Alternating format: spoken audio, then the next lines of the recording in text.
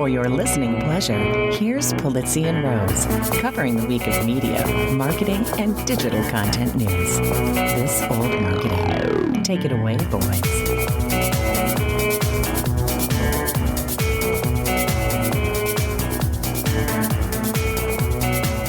Hello, my friends. This is Robert Rose, and welcome to a very special episode. It's like Blossom, a very special episode that we do to build audiences. That's right. What are we going to do to build audiences? That's the theme of our very special episode, number 370 of This Old Marketing for Friday, April 7th, 2023.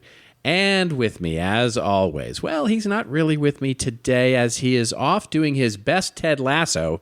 That's right, my friend, my pal, my colleague, Mr. Joe Polizzi.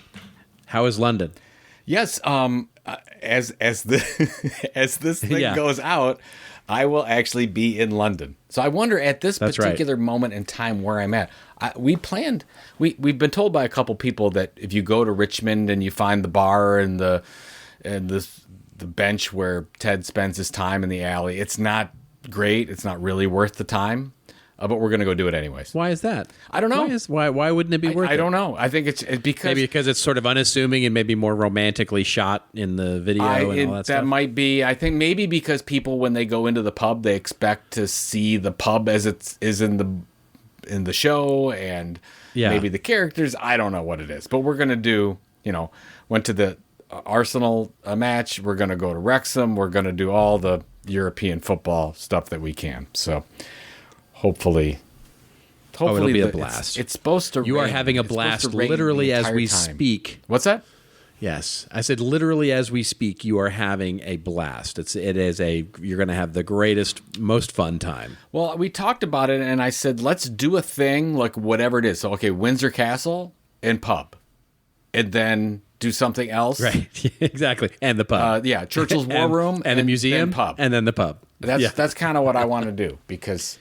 Here's the funny thing, because I actually, I've been to London since I was a kid because my mother and that whole side of my family was from Scotland, and so we would go and visit family.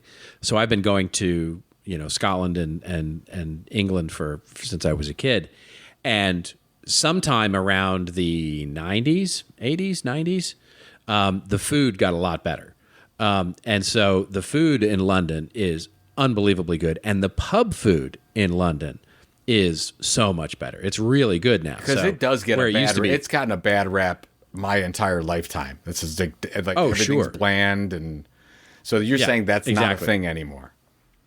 Well, it is for some pubs for sure, but by and large, pub food is now way better than it used to be. Way better than it used to be. I mean, I remember when I was a kid.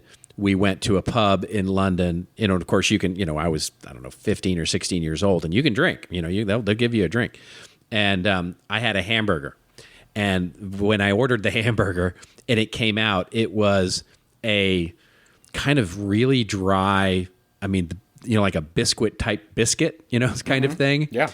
And a sausage patty with nothing else on it. Right. That was the hamburger. It was like a biscuit, sort of tasting bread, and in between was a spicy sausage patty. It was just like, this is not a hamburger, right? But now you get a proper hamburger. Now you can get a proper hamburger in a good pub, and it's really good. Well, I will. I will keep you posted. I'll make notes of all the things, and I will report back. There is, of course, some amazing restaurants as well. Yeah, the show on the 14th. I'm going to do all the things. I'll let everyone know the things you cannot miss and the things you should stay away from in London. I've been to London. London is my favorite city. London is really my favorite city on the planet. I love that city. It is the only place I would tell you, and my wife knows this. It is the only other city on the planet that I would actually live, other than where I live now. Oh, is that right? I would totally live in London. Oh, my God. Totally live there. I love and I'm envious of the transportation system in London. Oh, it's because it is so easy to get around the underground and the bus system even. And they might argue with you a little bit on that, but at least that's been my impression. It's relative. It's a relative. Yeah, thing. I mean, I guess so. I mean, the last time that I've been there many times on business, but the last time I was there for a family holiday, we went with the kids, and my kids were infatuated with the tube, and so we had to go on every line. and did all the things. And then, now Right. we got to do the double-decker bus. And we spent a lot of time on public transportation There you go. with our Oyster card. So Oh, there you go. we're gonna You're fill up good to that go with Oyster that. card, and here we go. Just go mosey on from pub to pub. Let's do Yeah, our thing. yeah, So, fantastic. so what do we have planned today, Robert? What are we doing on this Blossom We have episode? a fun show. We have a fun show. It'll. I don't know how long we'll go. It's one of those sort of special episodes where we'll go until we're done, which could be 4 or 5 hours or 30 minutes. Yeah. We don't know. Yeah, we'll see. And so, one of the things that you and I have talked about, and we get asked a lot about, is how did we build our audiences? Like, what made the most impact on building the audiences that we have today? And of course, you have an amazingly huge, passionate, engaged audience. My audience is beautiful, wonderful people, but it's much smaller than yours. Stop it. Stop it. So- that is not true. It's Anyway, just so different. it's just different. No, actually a lot of them are the same people. Weirdly enough, there's a lot of overlap in our little Venn diagram. But anyway, so what are we doing? And we're each going to share the 5 most important things that made the most impact on us building the audiences that we have today, and hopefully they'll be helpful for you, for content creators, for marketers. As you really begin your journey or are in the middle of your journey, and what helped us, and hopefully it'll help you. That's the goal of today. That is exactly the goal. I'm very excited. Do you want me to go first? Is that Yeah, why don't you go first? Why don't you go first, and then I'll go second. And mine are, the interesting thing is that we've shared a little bit about our 5 things, and yours tend to be very specific things, and mine are more ways of thinking or conceptual ways of thinking. So I think they'll feed off of each other nicely. good? I totally agree. I mean, we didn't plan, but we have a plan. We didn't. So We did. Yeah, There's there you always go. I some like plan. Might not be a good one, but there's a plan. Yeah. So just before, I've got 5 things, specific things. It was actually pretty tough to narrow it down to just 5 because there's been so many influences, but maybe we'll cover them all together. The one thing I do want to say, and I think you'll agree with this, Robert, is if when you go out on this content creation journey, if you will, it's very, very helpful if you have a specific topic and niche down on that topic as much as you can, and a specific audience and niche down on that audience as much as you can. It'll make your entire life easier. I think that just goes without saying. I think there's a lot of professionals that listen to this that you should know that. Maybe you'll cover some of this in yours, but I just wanted to throw that out as I get into my things, because I'm talking more about the things that the outputs, if you will, of the journey. So the first thing, yeah. Yep. Okay. So the first thing is number 1, is is publishing a book. I like how you gave yourself a little bit of dramatic music there. Da da da. This is a non-technical podcast. Like, we don't do any of that post-production thing. I mean, I've messed up so many times with the musky scent. So Yeah. where should I put that? It's like, it's just a lot easier to do it. So publishing a book. Okay. So I wrote and published my first book called Get Content, Get Customers with my friend Newt Barrett in 2008. Before actually you and I even met. I think we met maybe 6 months after that or something like that, Robert. And the book contained my idea what I thought content marketing was and should be, and how companies should approach it. And simply put, if somebody wanted to know what I believed in, what my content niche was, what I stood for as a content marketer, I just gave them the book. And little did I know at the time but having a book really opens so many doors, and open a lot of doors for my content creation, content entrepreneurial journey, from speaking engagements to print interviews to podcast appearances to live webinars. And the book was so successful at the time, just from a couple of promotions we did individually, that McGraw-Hill purchased the rights to it in 2009. And back then, it seemed important to have a traditional publisher attached to the book, and I don't really believe that's the case today. In many cases, self-publishing is preferred.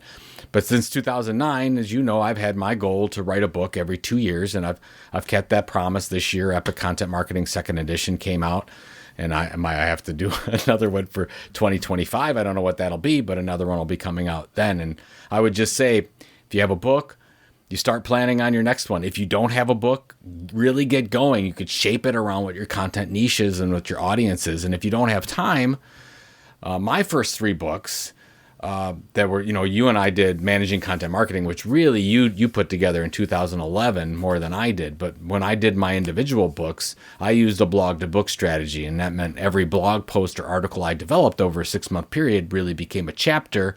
And if you plan that well, you'll have, 75, 80% of a book done in half a year. So my first one is, I believe everyone should have something to stand for. And the best way to do that is a book of some kind.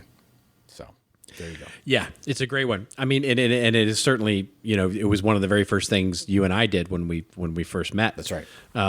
Was to write a book. And it feeds very well into my first one, which is it's a saying that I actually learned from one of my really good friends, Mike Weiss, here in Los Angeles. And so my first one is, I call it use your juice, right? So, and that's exactly what he would say to me all the time. And I love that advice. What it means is to looking at your existing relationships and whoever can help you do things to find and this is my sort of interpretation of it, find your guest starring role first, right? And so for me, I met you and I stalked you at a conference, and you and I met, and we went to dinner and we got on really well. And I was trying to hang out my own little shingle and build my audience and become a creator, become a consultant, this is going back to, and I had a little bit of credibility as a former CMO of a small startup company that did fairly well, but it was really finding my guest starring role at CMI that really helped propel me to start to, get the halo effect, right? So in other words, us agreeing to do the book together, and we conceived the book together, we outlined it together, and then I took on a bulk of the writing of the book, and was happy to do that because I got the halo effect. And I'm not blowing smoke up your ass, this, but I got the Joe Pulizzi halo effect, and which was lovely because I started to build an audience and I could start to differentiate my thinking from yours, and how it's complementary to each other. But it was finding, my advice is, if you're just starting out or it's new for you, find that guest starring role where you can find someone complimentary who is either you're a friend with, or they're a colleague, or it's a company you work for, or use your juice, right? Use whatever you got. And what my friend Mike would always talk about is, having, you might know a celebrity, or you might have a friend who knows a celebrity. And so use your juice to get that boost that you need to get into the game. Get yourself playing in the game. And once you get yourself playing in the game, it's a whole different thing. And so it was interesting that, I found that through you and CMI, and sort of found my role there, and it helped me propel me. And then, of course, the first thing we did together is write a book. So I think they go together really well. Absolutely. I love that. That reminds me of when I was just getting started in content marketing. It's back in 03, 04, really. I didn't know where to go, and American Business Media had a custom publishing committee, and I got involved in that, and I became not the president of the committee, but I ran the committee for that thing, and that was my juice, and I used that, and that took me to areas I don't even know. Without that, I wouldn't have joined the Custom Publishing Council, and then I wouldn't have been on the board of the CPC, and then I probably wouldn't even have started the business. So it's just interesting how things happen. I love that. All right. Yeah. The juice that I was using prior to you was my CMO position, right? So I would, as part of my marketing strategy, and I was doing this earnestly. I wasn't trying to sort of abuse the system or anything, but I was, as part of our marketing strategy, I would get speaking engagements, and I would, we would pay for sometimes to have a booth and a speaking engagement, or sometimes I would just get a speaking engagement at an industry conference. And I used that position to develop my reputation as a speaker, to basically, so I was using the juice of the company to actually get to that speaking slot, which is, by the way, how I met you, right? So then that sort of worked out that way. What was it called? Web Content 2.0. Yeah, It was Scott Abel's event, Web right? Content 2.0. Scott Abel No, and Michael that was Silverman's no. event, I thought it was. Michael Silverman. Yeah, the Michael Silverman's event. Yeah. Yeah. Boy, we're dating ourselves. Wow. It's 15 years ago now. Okay. Yep. Number 2. There we go. Number two is, for me, speaking. And my rule of 3, I've talked about this many times in many books, is platform, book, and speaking. And I believe you need all 3 as a content creator or content entrepreneur. And sadly, there's too many creators out there and content marketers that leave off the speaking part. You just mentioned a lot of this, how important it was for your career. I believe there's something about speaking in front of others that takes your content mission to the next level.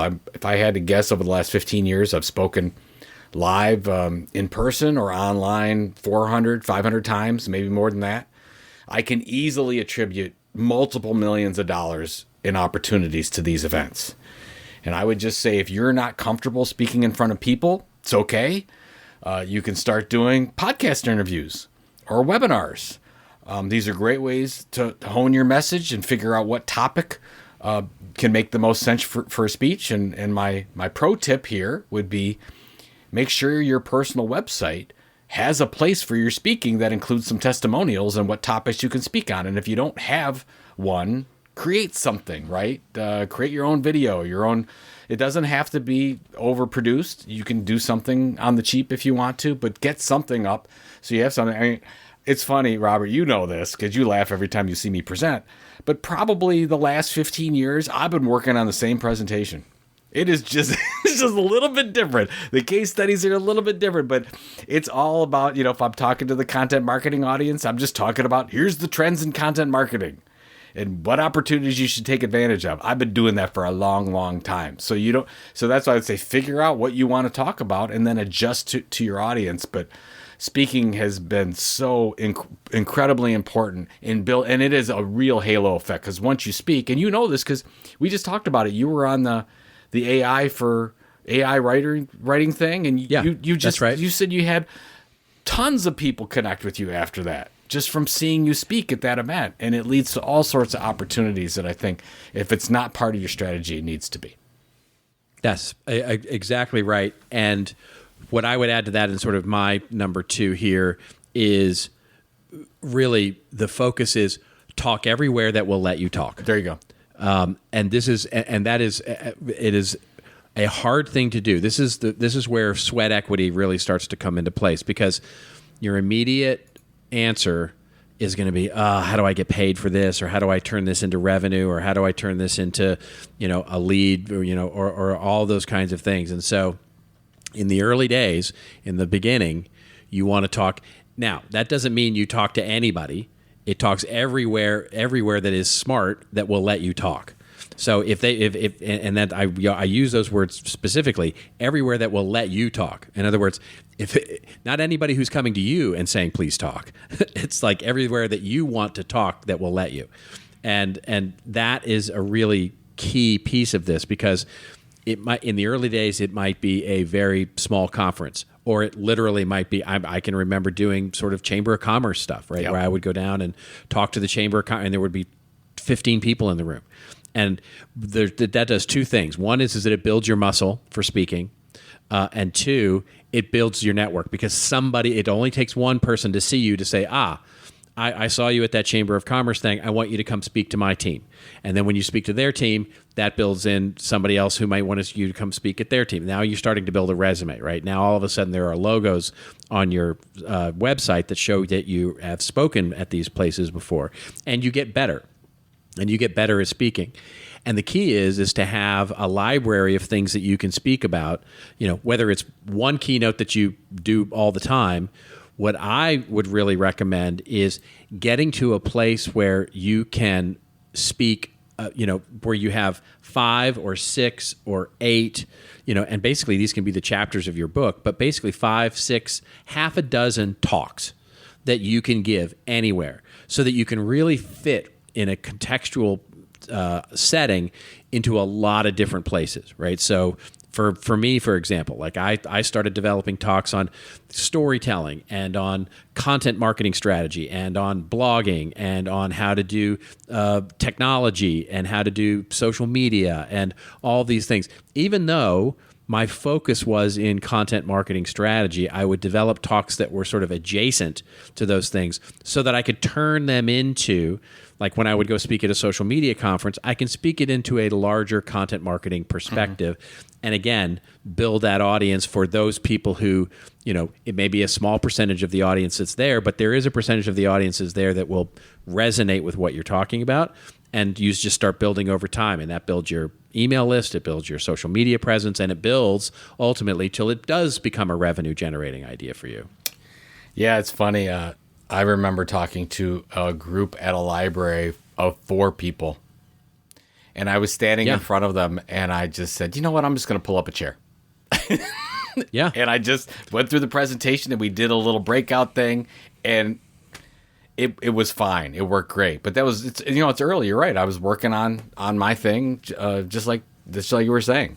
Work it out. It's great if it's only for a dozen people or whatever. You could make an impact. You don't know who's going to be in the room, by the way. It could make a big. I've gotten some really, really big international gigs from people that were at very small events.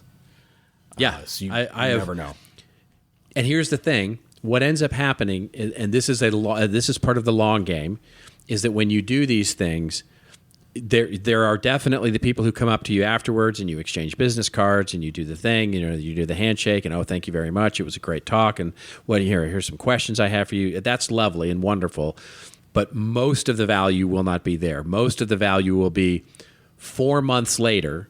Somebody will come and go, somebody sent me a video of this thing, or somebody, I saw you at this thing. It didn't have somebody else to do at the time. Recommended talk to somebody, yeah. That right, exactly. It's that's so it is you are seeding the well. Just look at it that way. And so every podcast you can be on it. Every virtual event, be on it. And be good and treat them all as if you were talking to 1,000 people. Perfect. Awesome. All right. My third number 3. Yep. My third is research. Now, when I started in 2007, moving from custom media and custom publishing, started the business, what became Content Marketing Institute, my topic was, of course, content marketing, and nobody was taking me seriously at the time. Remember the early days? They're like, what? What are you doing? Sure. And I think that a critical thing for me was inserting this whole idea of research. And there's nothing like a statistically significant research project that will position you and your content brand as an expert resource. When I started, resources and an audience was a problem. I didn't have a lot of money. I didn't have an audience. So I called and I emailed around, and I found 2 companies to partner with. I leveraged, almost like you're about using the juice, I leveraged their brand, their audience. I did all the work. I said, I'll do all the work on the research, but I need an audience for this thing. Would you partner? I'll put your branding as part of this thing. I pulled the survey together, compiled the results, the final report. 3 years later, that research became the recognized research for the entire industry. And we had thousands of other websites linking to that report. Can you say SEO? I mean, it was amazing. And then when we launched The Tilt, we led with research as well. And now we're almost, we're going to announce our 3rd annual Content Entrepreneur Research Study in the next month or so. And that has had a huge impact on our business as well. And I would just say, a lot of times, if you have a certain topic that's not working really well, but you have an expertise-driven topic, you're an educator of some kind, nothing better than research to get that started. And you don't have to do it all yourself. Find people that also care about this, that also want the research out. There could also be people that underwrite it for you and pay for it. You can do all the work, and that will help you, again, put more credibility in your corner. You become the expert, and it leads to all other kinds of opportunities. Yep, that's a fantastic one, and it segues beautifully into mine, which is, and it's advice that I give, and in fact, it'll be advice that I'm giving at CEX and have given to CEX audience before, which is, I call it market where you're going, not where you are. And what I mean by that is when you're creating your content for whether it's your blog, your website, your research, whatever sort of content you're putting out into the world, it's very important to remember that your customers will buy from you because you're teaching them how to do something, but your audience will be built based on the audience, influencing them about what can be. In other words, your customers will buy because of your how-to prowess, your ability to help them make a decision or help them implement a decision or help them make a change in the way that they do things, and you're going to help them do that, whatever way that is. That's what they'll pay for. But what builds an audience is you pulling them into the future. So you've got to have some balance and find your influence in terms of being able to present the future, whether that's through having a point, pulling the research and then having a point of view about what does it mean? What does it mean for your future? What does it mean for how you're going to plan your life or how you're going to plan your business or how you're going to do this? Some very large percentage of your content balance should be focused on pulling your audience into the future. That's what builds audience. And then what closes audience is teaching them how to do that thing. And so that's just making sure that you're not only balanced on, I see a lot of speakers and I see a lot of content creators fall into the trap of always focusing on the how to, this is how to do this is how to do this is how to do this. And you run out of runway, because you're not talking about anything that could be. You're only talking about what is. And therefore, the people who are subscribed to you or are there for you only have use for you until you teach them how to do the thing. And then you've not provided any more utility to them. You've got to keep them pulling along. You've got to talk about what's in the future. What do you think? What are the implications of this? Where can you go from here? What's the future hold? All of those are a heavy influence in terms of what you do. I love this. It makes me think of the Wayne Gretzky's father's quote that he says, "Go to where the puck is going, not where it's been." Yeah, it's the same thing. That's right. I didn't remember. But so go ahead. Yeah, think about where you're going, right? Think about and that becomes your website. That becomes your blog. That becomes your focus of your content where you're building your audience. And then, of course, there is where you are, right? And you, by the way, you may not even be living up to those expectations right now. In other words, you may be talking about a future that you don't actually do, and that you're on the journey with the audience that you're on. You're like, this is where I think things are going. I'm not even there yet, right? But we're on this journey together, and I'm going to help get you there. That's how you build somebody who wants to listen to you ongoing. I'll give you a great example of that. When you and I wrote Managing Content Marketing in 2011, we had literally no examples to show. Yeah. It was a theoretical book at the time. Right. It's much different today, but that's a great example. All right. Love it. Yeah. Mine fourth. Yes. Of course, I can't do any talk on audience building without email. And I got to be honest, when I started in 2007, I didn't take email seriously at all. All the new social channels were out, big and shiny. Probably one of my biggest regrets was not starting on email soon enough. And while social fans and followers are great, right? They're not assets. We call it rented land. But email is not rented land. Opt-in email has been king, queen, and more for 20 plus years. An email database is ultimately your pre-customer database. And if you're inclined to sell your business at some point, it's something that companies could actually buy, believe it or not. So just a couple things on email. Make sure if you do an email newsletter, it's original, it's valuable. Don't get caught in the spam. This is very easy to say, harder to accomplish. Also, make sure if you do something, you're consistent, you show up. You want people to look for receiving this every time, and it absolutely works. And of course, we're doing this. The Tilt right now has for 2 years has been doing email every Tuesday and every Friday. My personal newsletter, The Random, it's been since 19. I've got 109 issues out or whatever. I've every 2 weeks for the past 4 years. My third recommendation would be make sure that you put your call to action on everything, and your call to action can be your email. Every blog post, your podcast, webinar, speech, email, all the speeches we're talking about. If you have some kind of download that gets them to sign up to an email, that's really, really important. And you can build your asset doing all the things that Robert and I are talking about. So I know it seems like everybody should know that, but I think a lot of people are still forgetting about email, Robert, as kind of the core in making this thing go. It absolutely is. I mean, I'll be the first one to admit that I too, I mean, really discounted building an email list early on, and by the way, still I'm not great at it. I mean, I'm certainly would not call myself a great email. I don't have a big. I mean, we have a very lovely and engaged community, but it's small, and email addresses are a key piece of that. But yeah, I too didn't, I honestly, mine was more, when I think of my audience, it's much more these days sort of just who's out there. Right. And so what it did is it gives you a false sense of inflation as well as a false sense of deflation, right? You just don't know. You don't know how, where you're making impact and how email is a great indicator of helping you understand what's really working, right, with your audience, what's really resonating. Yeah, well, the content that they're clicking on, who's opening it, who's sharing it, all those statistics. I love how Ann Handley talks about that when she talks about, she measures the resonance of her email by how many people respond and what they respond with. Yep. Absolutely. And I do that as well. Like when I get direct responses and I always say, please email me back if I can do anything, I know when I've hit a home run, when I get 20 or 30 people immediately saying, responding to whatever it was. And I love that kind of stuff. Yeah. All right. What's your number 4?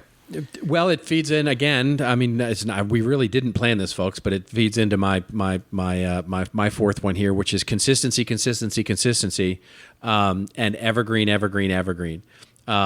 I made a decision, and you can say this is a right or wrong decision, but it was the right one for me, and it really has helped me.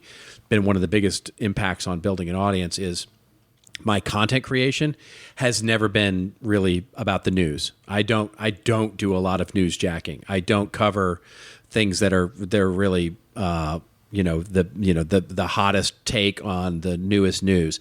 Now I'm doing a little bit of that now for CMI, where I do a weekly news 5-minute video thing, but even that I'm not using it to build a lot of audience, and quite honestly don't see a lot of audience building out of it. It's nice. It's more of a engaging the current audience than it is a building an audience play. What I have found is that being really consistent about evergreen content does two things. One is it allows you to reuse content. I mean, every week I post on social media content that I wrote 5 years ago, 3 years ago, 2 years ago, and people find value in it. And it helps me build my subscription list. It helps me build my social media following, and it helps me build audience. And so it's just always being consistent about evergreen content. So my philosophy has always been, I don't want to be the news.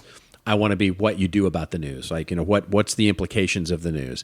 So I'm often not the first one to start talking about stuff when stuff goes down, but hopefully what I'm providing is evergreen content about what happened that hopefully provides, longer term value. Love it. And the consistency too in what you do as well is wherever you show up and wherever you write an article and wherever care. It's you. Like you're not different in any different place. You're very consistent in how you bring about your education. I think that's important as well.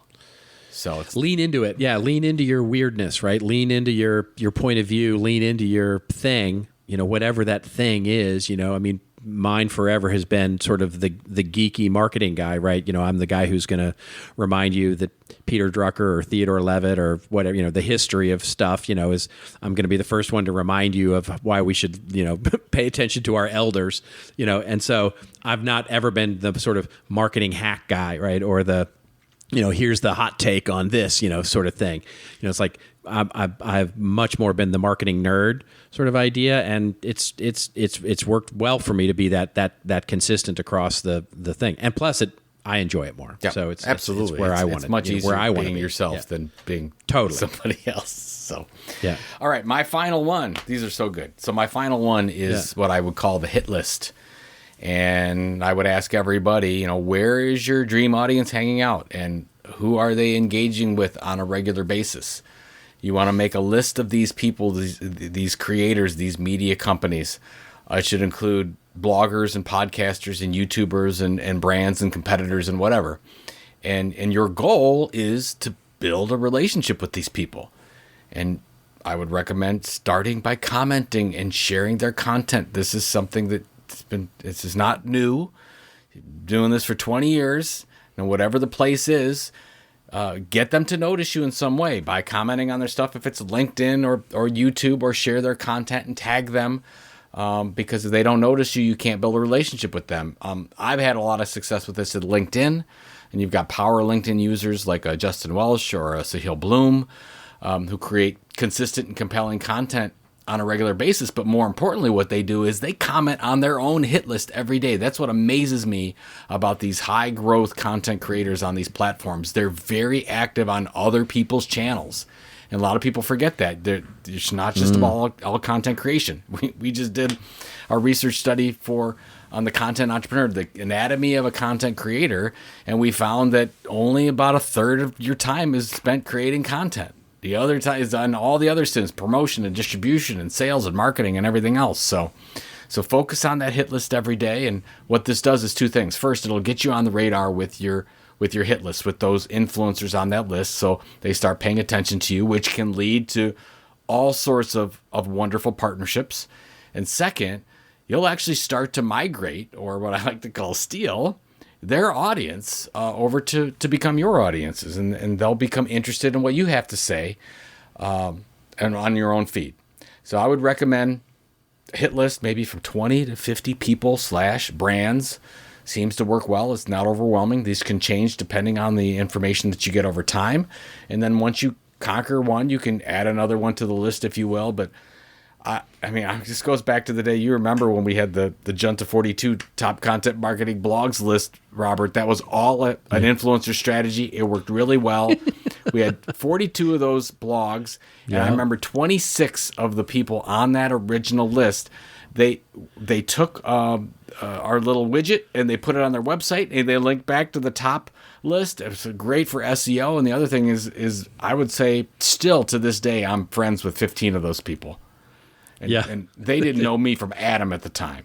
So you can do it in all sorts of different ways, but it really, really works well. A very quick funny story. So when I was doing my initial stalking of you, I submitted my little blog at the time, which was, I don't know, 10 or 15 or 20 blog posts deep at that point. And I submitted it. Didn't even come close. And I emailed you. I didn't even know you from Adam. And I emailed you. I don't even know if you remember this. And I emailed you and said, how do you get on this list? Like, how do I get, like, how do I get on this list? I said, send money. Your response to me was, be good at what you do, right? Just just keep doing what you're doing and just be good at it. So, which was, all right, thanks. Yeah, thanks and no thanks. Thanks a lot for that advice. You did it right because you sent me a note, and then of course you made the list at some point. I did at some point. Yes, I did at some point. It was after you and I met. Yes, I couldn't put you in right away because I'm like, I can't make it easy. He just sends me an email. I'll put him on the list. I made you wait a quarter. That's right. Oh my God. So I love that. I love that that hit list. And again, funny enough that it segues nicely into my fifth one, which is,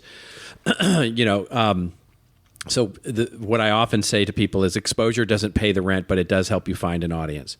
And there's a lot of thrash about the idea of exposure. And, you get these, I want to pick your brain, or I want to do this, or I want to do that.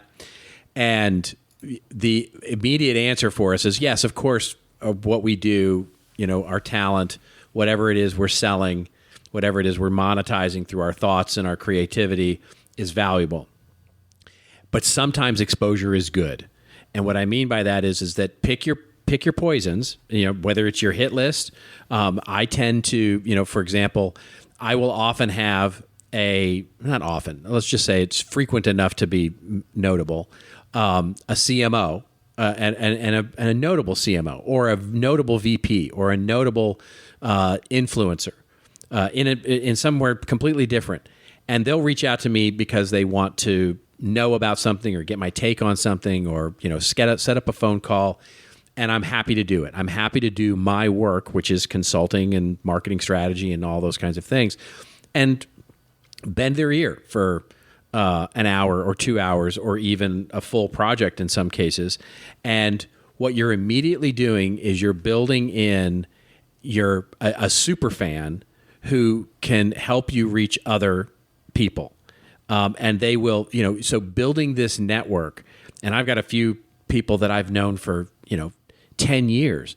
And the first thing I did with them was say, you know what, let's just get you sorted. Like, let's just do a project together, and I'll help you do what you need to do, and it'll come back. The karma will come back.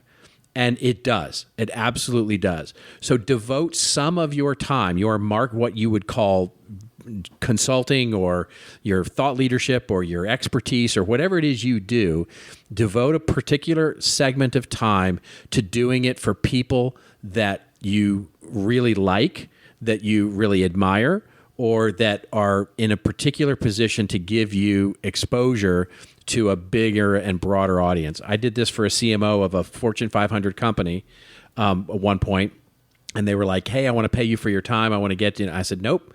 I said, "It'll be more of a hassle for you to do a very small PO and do all the things that you need to do. Then let's just get the work done. Let's get the work done and do the thing together." And we did. We did a very small project. I did it for free, and I said, and he said, "How am I going to pay you back?" And I said, "I said you'll find a way. You'll just be my friend. You'll be a colleague, right? And we'll just do stuff."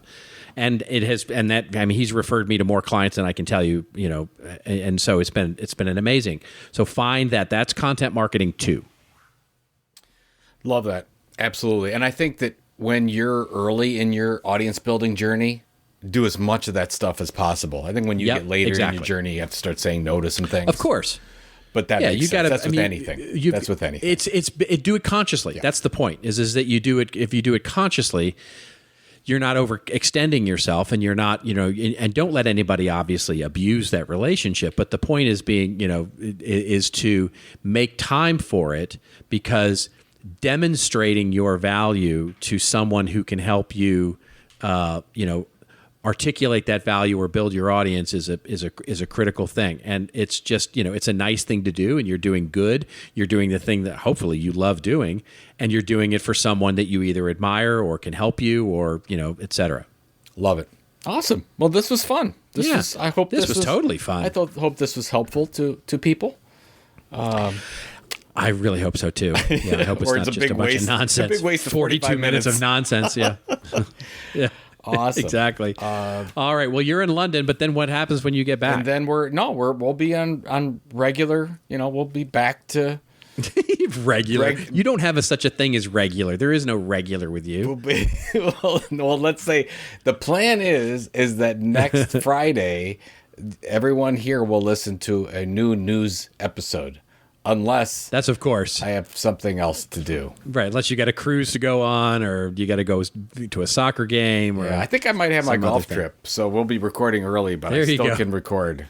Isn't that crazy? That's terrible. People probably think I don't work at all. And maybe that's true. I don't know. We don't know. What do you got? We don't going know. I am in the final closing elements of my Content Marketing University class, and kicking off a couple of new big projects for clients. So happy to be there, and honestly getting ready for CEX, right? I'm starting to think about what I'm going to talk about. And people sign up. Great. We want to see you there. Absolutely. Come join us. It'll be fun. Super fun. Fantastic. All right. For all of you, thank you so much. Hope this was valuable. As always, our little special episodes are periodically done where we can sort of hopefully add a little value and not just talk about the news. But until we see you next week, and of course that will be a regular scheduled episode with news, just remember, it's your story to tell. Tell it well. We'll see you next week on This Old Marketing.